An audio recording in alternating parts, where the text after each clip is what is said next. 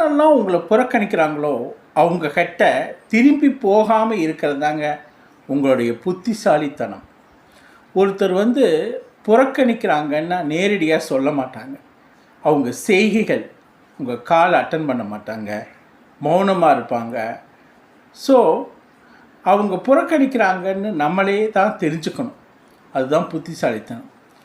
உங்களை சின்ன சின்ன விஷயத்தில் லைட்டாக குத்தி காமிக்கிறது அல்லது புறக்கணிக்கிறதுனா கால்ஸ் அட்டன் பண்ணாமல் இருக்கிறது, மௌனமாக இருக்கிறது, உங்களுக்கு ரெஸ்பெக்ட் கொடுக்காமல் இருக்கிறது அல்லது ரெஸ்பெக்ட் இல்லாமல் ட்ரீட் பண்ணுறது. ஸோ இந்த மாதிரி கண்டிஷன் யாருக்கிட்டையெல்லாம் உங்களுக்கு தோணுதோ நீங்களாக விலகி உங்களுக்குன்னு இருக்கக்கூடிய மதிப்பை காப்பாற்றிக்கிங்க. உங்களுடைய மதிப்பை காப்பாற்ற வேண்டியது உங்களுடைய முதல் கடமை. உங்களுக்கு இருக்கிற வேல்யூவை நீங்கள் தான் தக்க வச்சுக்கணும். இந்த வேல்யூவை எவ்வளோ தூரம் நீங்கள் தக்க வச்சு தன்மானத்தோடு இருக்கீங்களோ அந்தளவுக்கு உங்களால் ஜெயிக்க முடியும்.